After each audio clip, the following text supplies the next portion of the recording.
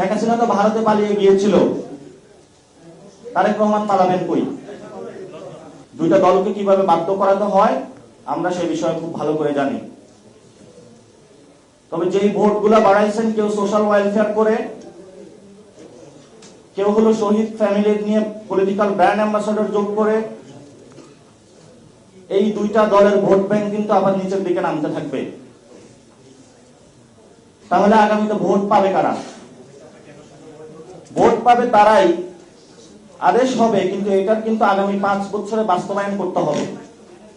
এই বাস্তবায়ন প্রক্রিয়াতে আগামী ইলেকশনের আগে একটি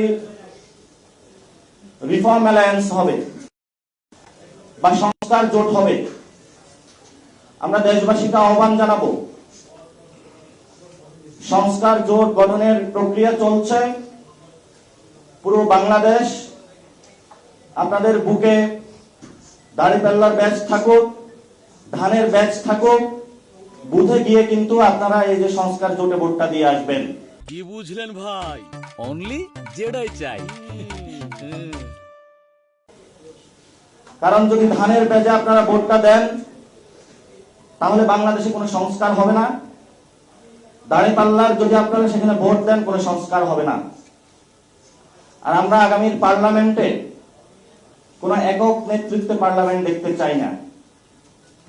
কারণ সংস্কার প্রক্রিয়াকে বাধা দিয়ে উনি ইতিমধ্যেই দেখিয়ে দিয়েছেন যে আমি সংস্কারের বিরোধী, আমি রাজা, আমি ফেসিস্ট হয়ে ওঠার প্রচেষ্টায় আছি। তাহলে একটা ফেসিস্টকে বিদায় করে কেন আমি আরেকটা ফেসিস্টকে নিয়ে আসব? এটা তো কোনো যৌক্তিকতা হতে পারে না। শেখ হাসিনা তো ভারতে পালিয়ে গিয়েছিল, তারেক রহমান পালাবেন কই? পালানোর তো জায়গা নাই। কারণ আওয়ামী লীগের কি বন্ধু রাষ্ট্র ছিল? বিএনপি বলে তাদের নাকি বন্ধু রাষ্ট্র নাই। আসলেই তো সত্য, তাদের বন্ধু রাষ্ট্র নাই। এই জন্য জিয়াউর রহমান আগে বুদ্ধি করে বলেছিলেন, অথবা গানের মধ্যে যেটা আমরা শুনতে পাই, প্রথম বাংলাদেশ আমার শেষ বাংলাদেশ। শেষ যদি বাংলাদেশ করতে হয়, তাহলে অবশ্যই আপনাকে রিফর্মের মধ্যে আসতে হবে। কারণ বাংলাদেশ, পুরো বাংলাদেশ রিফর্মের দিকে যাচ্ছে। যদি রিফর্মের দিকে আপনারা যেতে না পারেন, তাহলে বিএনপি নামক যে দলটা আছে এটাও নিশ্চিহ্ন হওয়ার পথে হাঁটবে ইনশাআল্লাহ। এখন এই কথাগুলো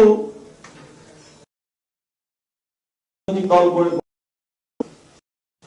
এই রাজনৈতিক দল একটা ব্যবসায়িক দলের মধ্য দিয়ে এসেছে।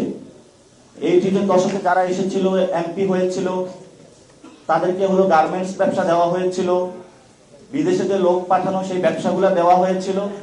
সেই ব্যবসাগুলো করে তারা হলো ভোটের মাঠে গিয়ে হলো টাকা দিয়ে ভোট কেনার যেই একটা নিয়ম রীতি সেটা চালু করেছিল।